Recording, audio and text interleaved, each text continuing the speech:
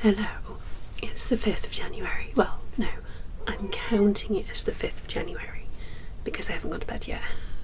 I should be going to bed, but I've had a really awful day and I'm suddenly feeling better.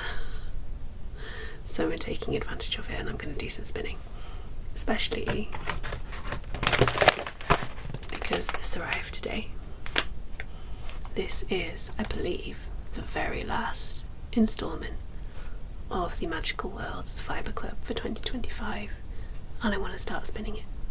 So I'm going to open it now. It's going to be very noisy. I may cut some of that out. We'll see how we go. I thought I'd open it with you and let's have a look at it and get started.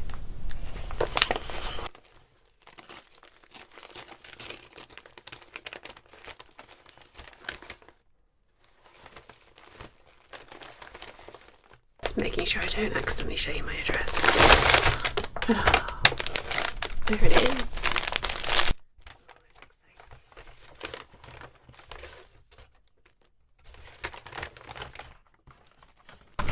Okay. Got the usual bits inside from Laura. Folk Yarn Studio. Cat on the desk. That's her business info. She always puts just a little lovely handwritten note in with every single order. It's gorgeous. Makes it feel so special. What else have we got today? Ticket information for the East Anglia Yarn Festival. I don't think I'll be able to go this year. But there is the QR code if you want to take a look. Absolutely go if you can. I went last year and it was amazing. She put so much work into it.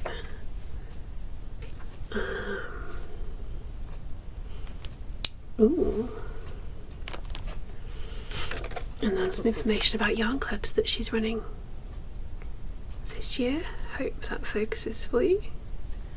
And there's the rest of the images. I have a little helper on my desk. I don't know if you can see her at all. I think she's just out. Yeah, she's just slightly too low down for you to see her. There's a tail. She's going to keep getting in the way though. Right, rustle while I open this up properly.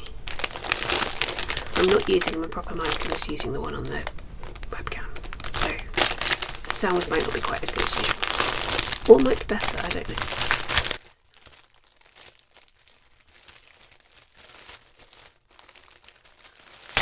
Oh, that's soft. What is this? December is called the Mountains and is now cat approved and is 100% Polworth wool. Look at that.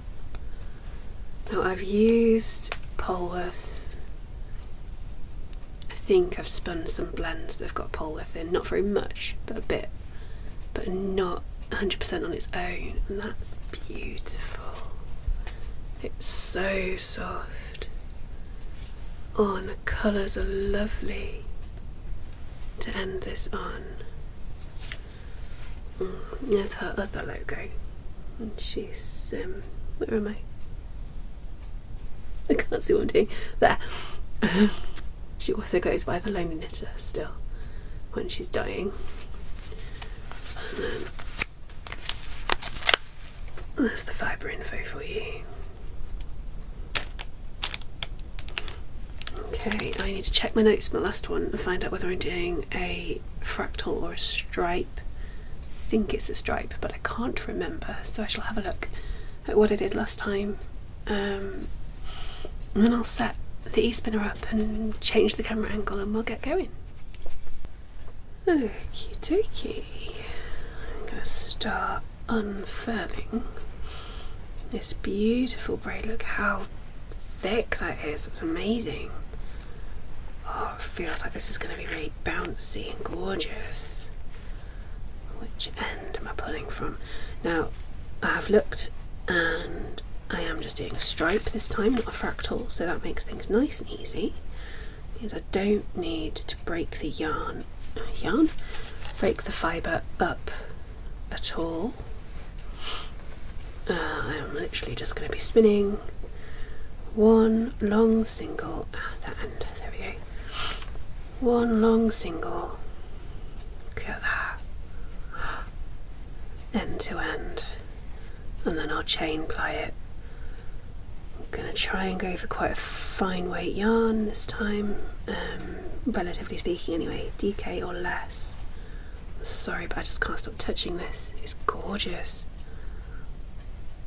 There have been some lovely, lovely fibres in this club, but this is definitely one of my top, at least for feel of it now anyway. Anyway, I need to actually start spinning it, so oh dear, right. Oh, drafting it might be interesting. Right, let's have a go. Come on, pull apart for me. Oh, it doesn't want to. It must have quite a long staple length, because that did not want to come apart at all. Okay, interesting. Right, I'll do a bit of, it doesn't look overly long, to be honest. Anyway, do a bit of pre-drafting, get things how I want them, or at least make it easier to draft as I spin. Pre-drafting is not essential. I know of a lot of people who do not do it, but I find it very helpful. There was a really, really lovely post on Reddit, might have been on Instagram, no, I think it was Reddit actually, about all the different things people say and how people feel that, oh, they're not a real spinner if and pre-drafting was one of those things. It's like, oh no, you know, go to these guild meetings where everyone's just, oh sorry, that's my phone, just spinning straight from the braid or straight from the, you know, the bat or whatever, no pre-drafting whatsoever, and we sat there with a bit of imposter syndrome going on because you're pre-drafting or, you know, whatever it is you're doing. It's like, no, if that's what works for you, then do it. You know, this is supposed to be fun. And one of the really, really lovely things about fibre art in general, is that it is subjective and that there is almost always more than one way of doing things. I'm just going to shift slightly. Right, and now I just need to get this started.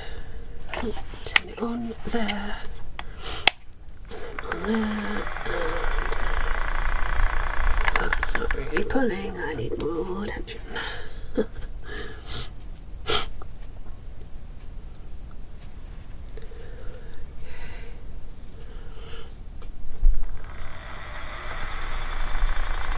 There we go. Ooh, nice and tight to begin with, just to make sure it stays on.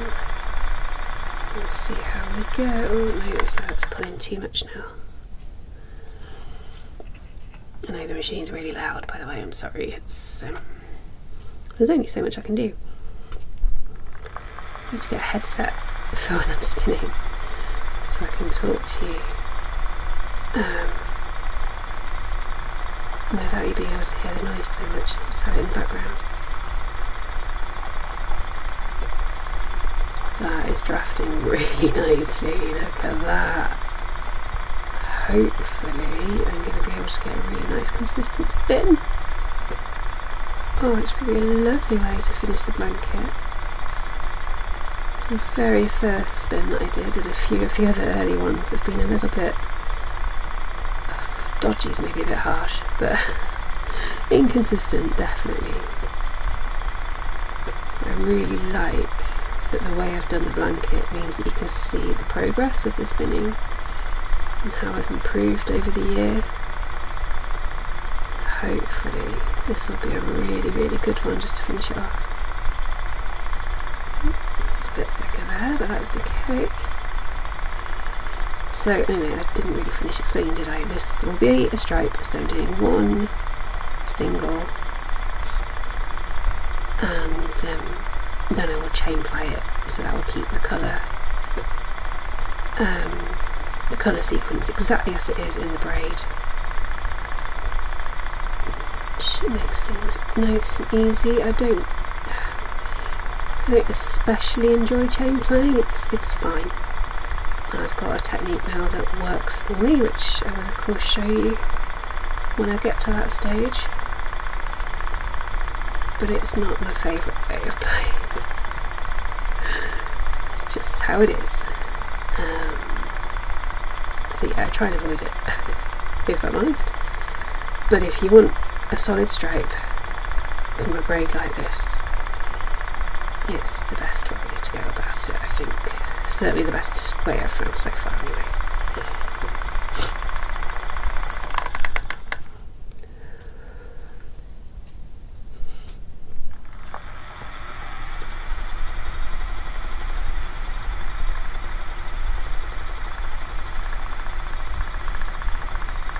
Trying to think whether there's anything else I want to say about this. What do I normally tell you? I don't know.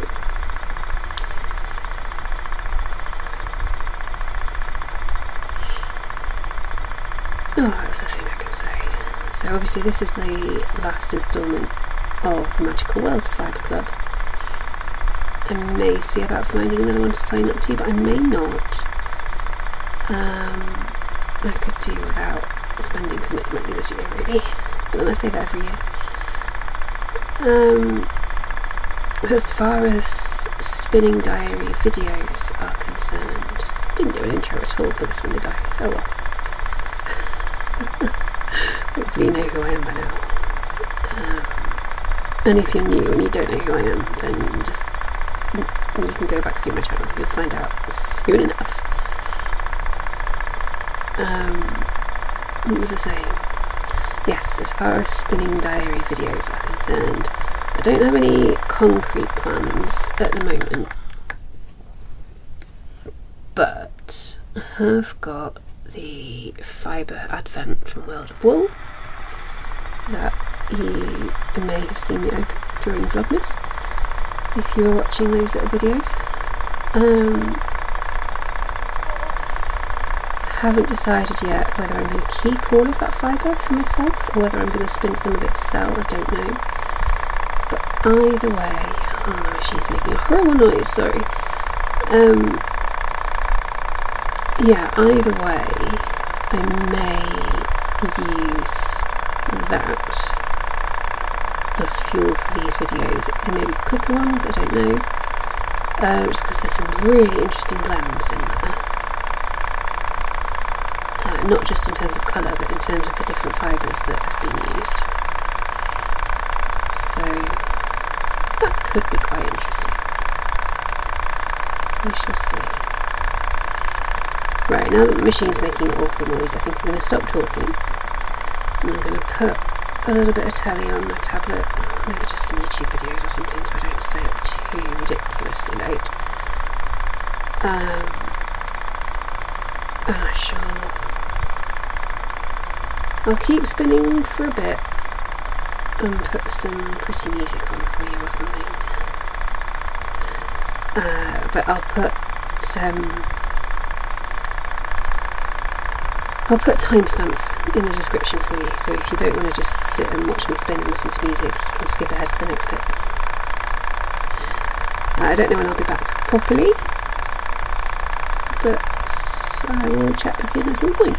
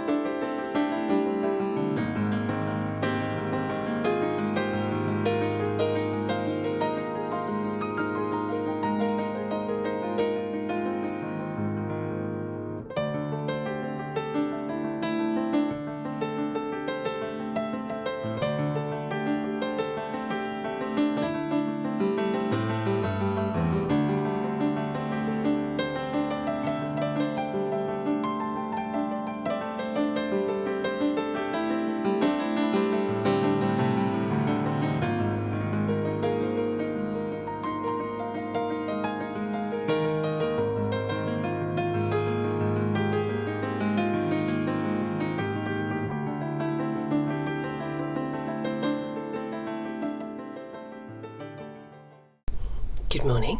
It is the 12th of January. I can't remember when I last recorded, but I know it's been at least a few days. I wanted to show you, I have finished spinning the single. Look how pretty that is.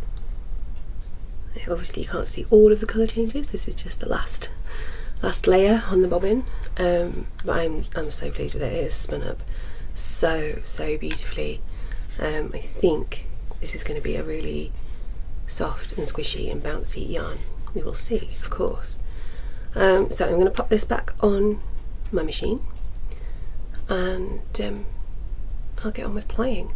I know I've shown you in brief how I ply, specifically for chain plying in this case, but I don't think I've ever really in-depth explained it, so I thought I'd do that today. Just take you through exactly how I create the chain and add the twist and all that. And I think I'm going to use my new ball winder that my dad and my stepmom gave me for Christmas, because I always use that in the process. So I'm going to pop this back on the machine, change the camera angle, and I'll show you and I'll lose my words already. I will show you how I do things. Be back in a moment.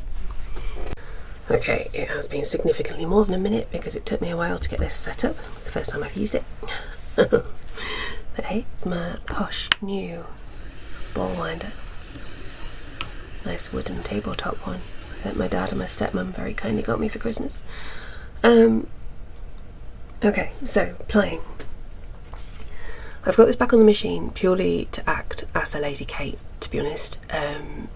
It's just that my lazy Kate holds the bobbins vertically, which is usually fine, but for this part of the process I find it easier to have it horizontal. So there's no tension, the drive belt is not attached.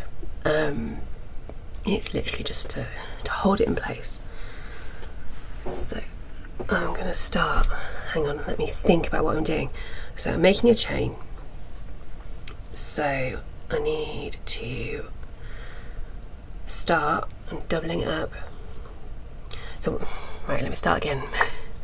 I create the chain first, then add the twist.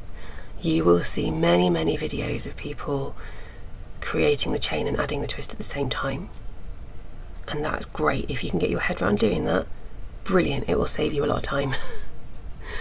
I really struggle with getting a consistent amount of twist while doing that, so I've developed a system where I create the chain first using my ball winder, get it back onto a bobbin, then add the twist. So to create the chain, it's just as if you were crocheting, I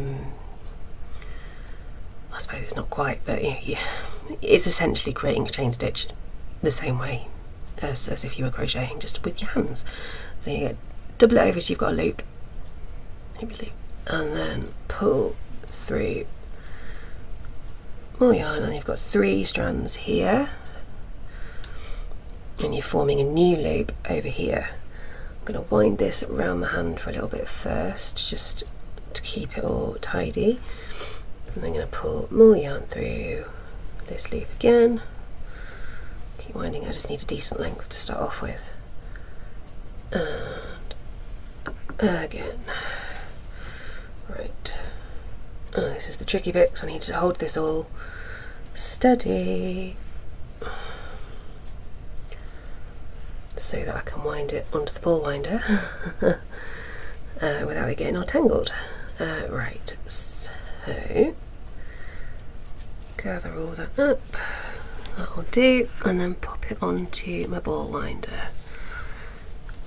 I always just wind the first few rotations by hand. Where's my kajigger? There it is. I need to get that nicely in there. That looks nice and secure. There we go, and then we can start winding. I'm not used to having the handle up here, my other one's down here. Ooh. Okay, let's pull that right up. Interesting, we'll see how we go. Right, and now we've got this loop here, and all we're going to do is keep pulling new sections of yarn through and wind it on, and then a bit more and wind it on. I like when I'm doing a solid stripe, as is the aim with this yarn, to keep the chains quite short. I'm just going to move the machine so I've got a bit more space to work with. There we go. Yeah, keep the chains quite short just because it means that the colour distribution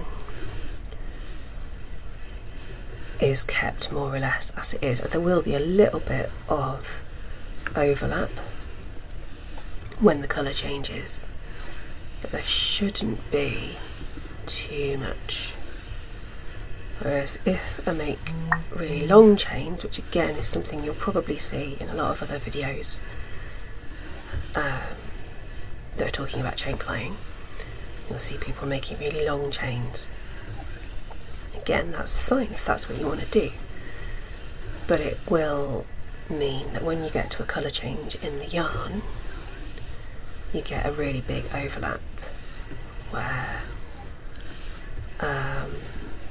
where the two colours are basically melded together, which again is great. If you want that, that's brilliant. I tend not to. If I'm going for that kind of effect, I will be more likely anyway to do a fractal spin or similar. Right, this is going to take a little while, so I am going to pop some music on. I would normally do a podcast or something, but I need to do some admin work once I finish doing this, and I can't do admin and listen to a podcast at the same time. It just doesn't work. Oh, I've snapped. Right, I can show you now how I deal with it breaking, actually, before I stop. I thought that might happen a bit with this. Right, where's it snapped? It's snapped there. So I need to unwind. Shall I find the other end? Where's it snapped? Find the other end of the snap. I hope that's the other end. Right. Yes, because that's a loop. So make sure that that's still pulling through that loop.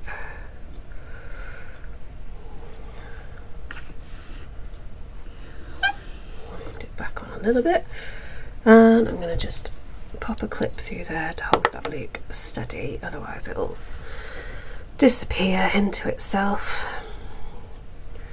Okay, and I'm going to take these two bits and knot them together. It will look messy at the moment, and it will stay looking messy for a while, and that is okay. Once I get to after I've added the twist, and I'll skein it up and soak it, and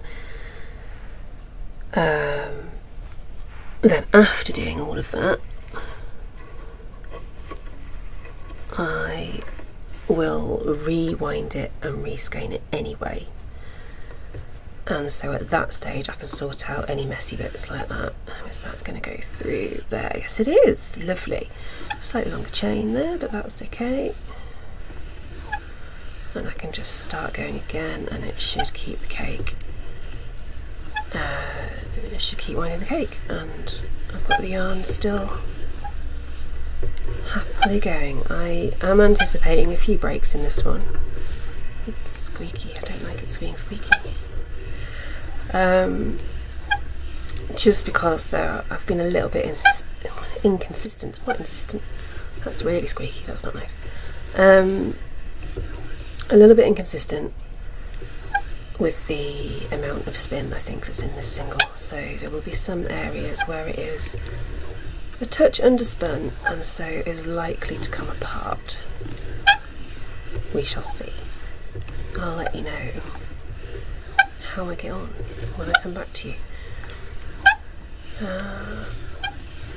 Yeah, I might keep recording, just I'll speed it up so it doesn't take forever, but you can see the whole thing take shape. But yeah, I shall I'm going to listen to some music, and I'll put some different music over the video for you.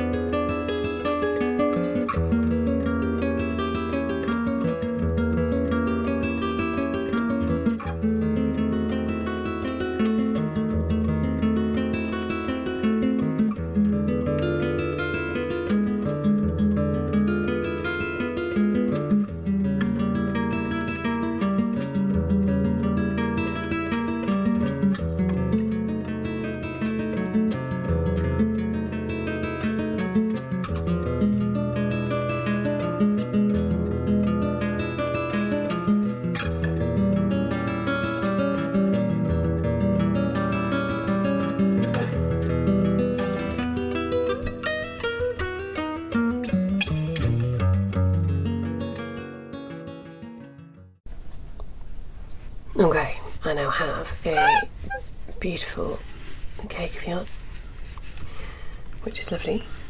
I now want to get this onto a bobbin because running it back through the e-spinner from here is not easy.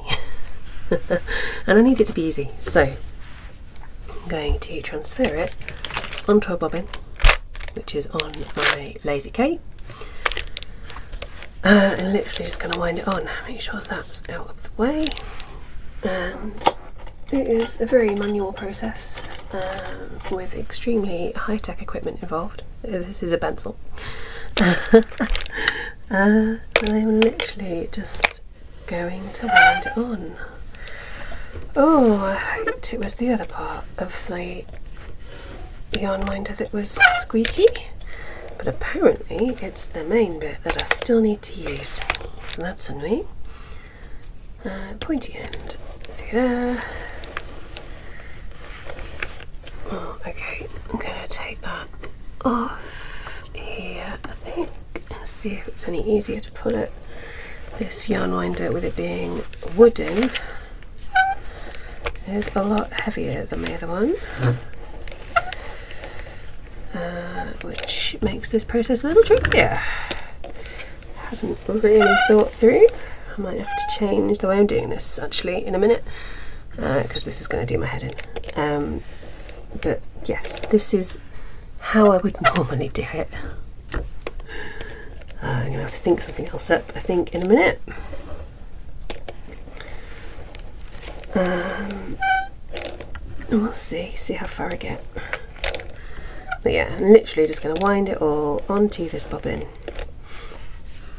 and then once it's wound on, I can run it through the e-spinner to add the twist. Yeah, I'm going to have to figure something out. Right, I'm going to pause the video here, and I'll come back to you once it's all on the bobbin. Alright, I have got it all back onto the bobbin, so it is plied but without any twist. Oh, it feels just lovely even now. It is so soft and squishy. Really, really excited to see how this turns out. I ended up taking the cake off the ball winder and sticking it in a yarn bowl to get it back onto the bobbin. That's fine, whatever works. There were quite a lot of breakages, you will probably have noticed, while I was chaining it up. So there's going to be quite a bit of mess to sort out later. But like I said, it's one of the last things I do. I'll get the twist in, because sometimes that hides some of the mess anyway. And there's less to sort out later. Yeah, get it twisted, and let's see what state it's in at that point.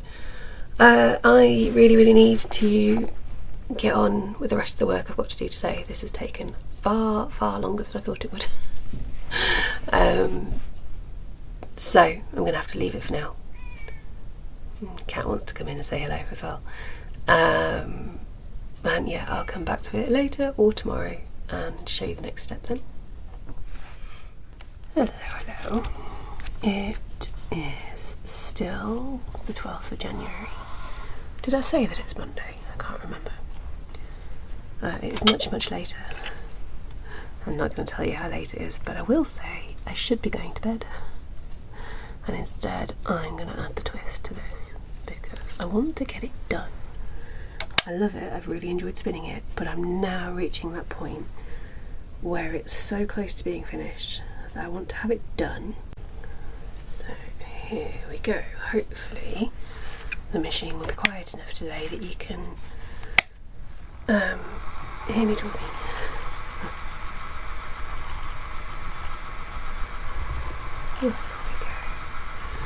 Now you will have seen in previous videos me running the yarn through,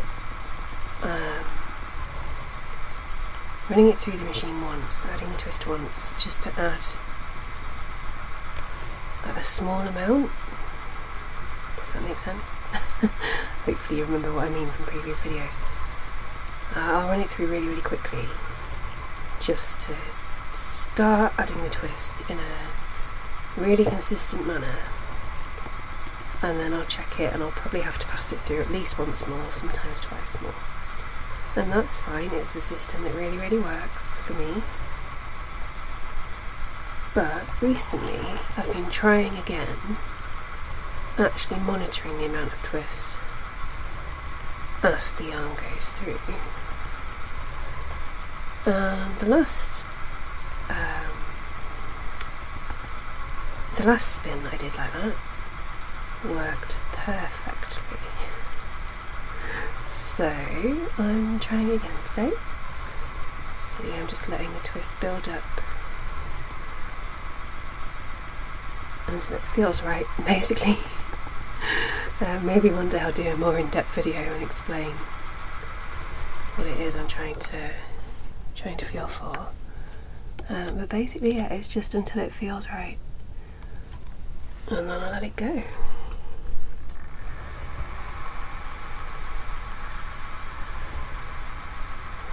Travels up the rest,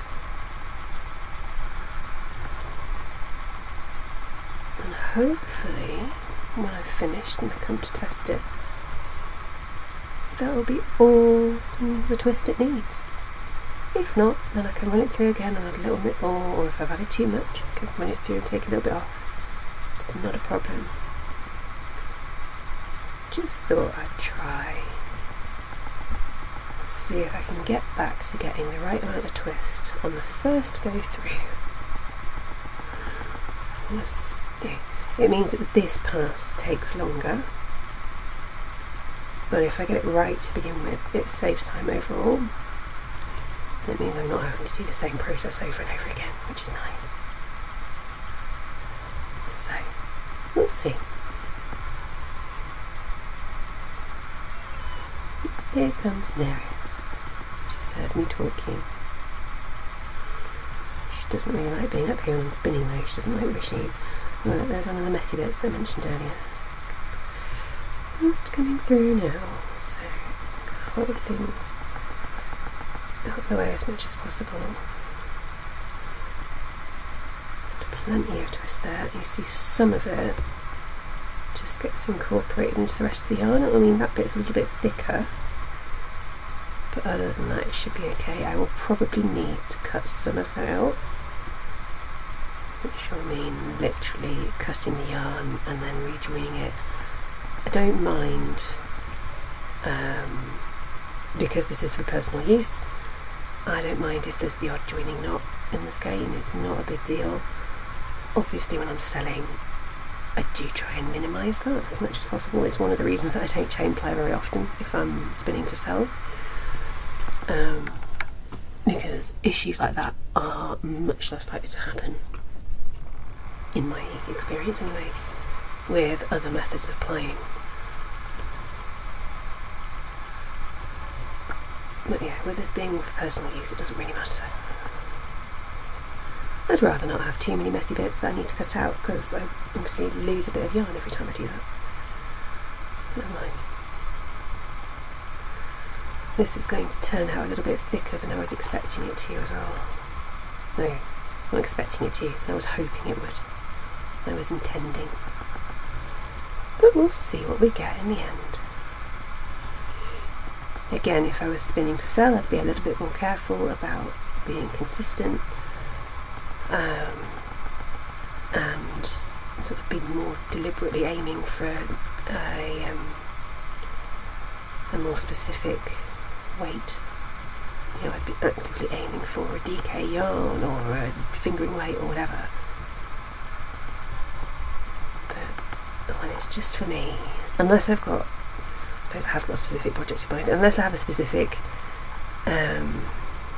goal in terms of it being for a pair of socks or something like that, and when it's just for a blanket, I don't really mind how it comes out, especially because part of the point of this blanket is to showcase all the different yarns, the different fibres that I've ended up with. Oh, I meant to mention earlier as well, I have just signed up for the next club from Folk Yarn Studio. There's still plenty of time if you want to sign up too. Lovely Laura is running what's it called? Hyper Focus Club, I believe, 2026. I love the concept, it's brilliant. I'll pop a link to her in the description, of course. You can go check her out.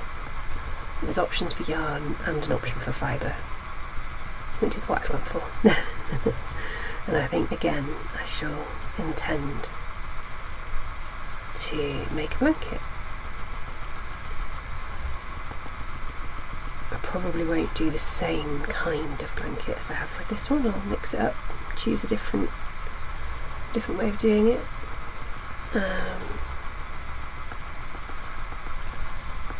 Yeah, it'd be nice to do a blanket again. Right, I'm going to keep spinning, but I'm going to stop chatting to you. I'm going to pop a couple of YouTube videos on when I get this done. I don't know whether I'll skein it up ready to be soaked tonight or whether I'll leave that for the morning. We shall see how I feel when I get to that point. Whenever I do it, I'll film that bit too, or at least part of it, so you can see how that works. Again, I'm sure I've shown you before, but that's okay. It's all part of the process, and I'm trying to show you a little bit of the process each time, so it makes sense to keep showing you some of the same things. My chair's really creaky again. I've just ordered myself a new one though, so hopefully in a week or two the creaky chair will no longer be an issue. Right, I'm going to stop recording, put some YouTube on, finish adding twists to this, and then I'll see where I am. And I'll either talk to you again a little bit later on, or tomorrow, possibly the next day.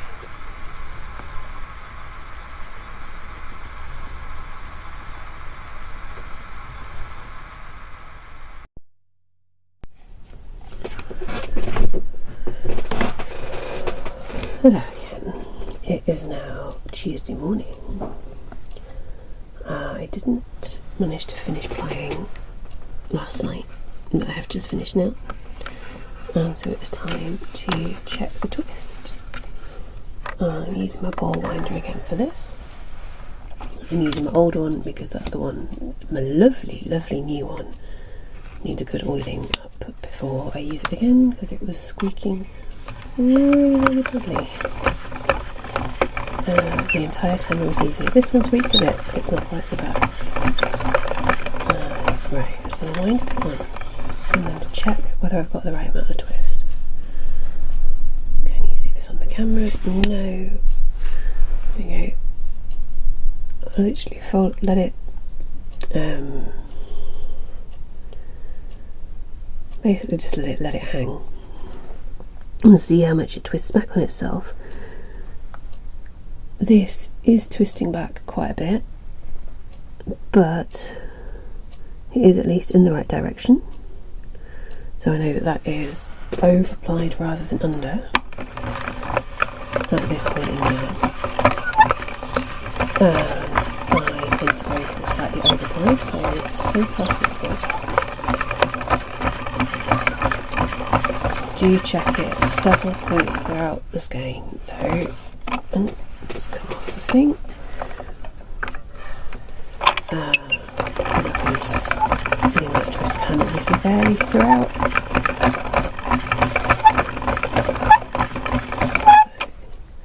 So there comes a point where I don't bother checking anymore, but there we go. So that's twisting back, but not quite as much, which is even better.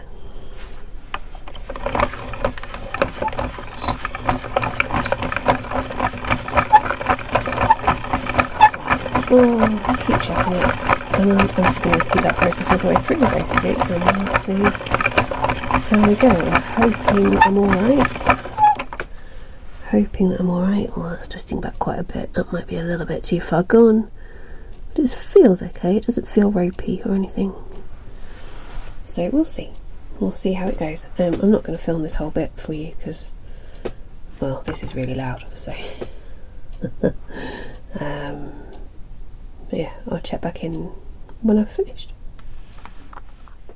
Okay, I've got it all onto the ball winder. It's feeling pretty good. I think I'm going to have to find more Polwarth wool to spin. Anyway, it is time to prepare it for blocking or setting or whatever you want to call it. Basically making sure that that spin is set into the yarn. So I need to wind it onto here. This is called a niddy noddy. I don't know why.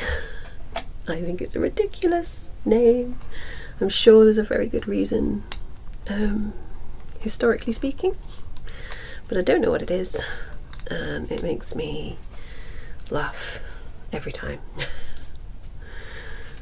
Yeah, I'm not going to go into huge detail here, but basically you just wind it around. You've got to make sure you do it in the right way, going over and under in the right order. Otherwise, when you come to use the yarn or to wind it back into a cake or whatever, you will end up with a tangled mess if you don't get this bit right. Trust me, I've done it.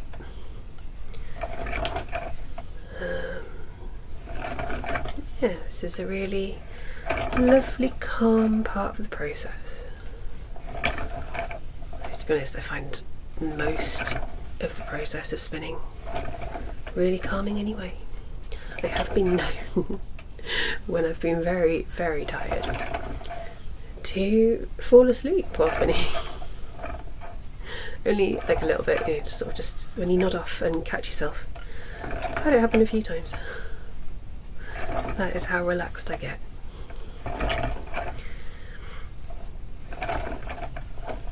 Right, again, this takes a little while, so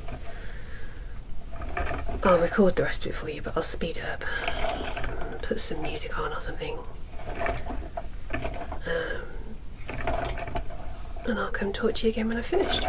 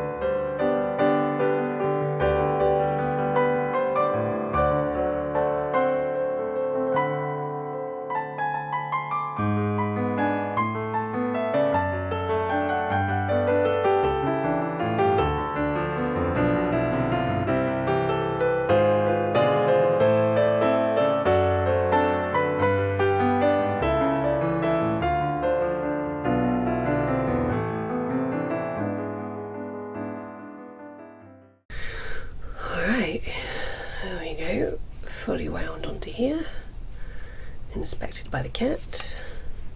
He's getting in the way. Time to take it off.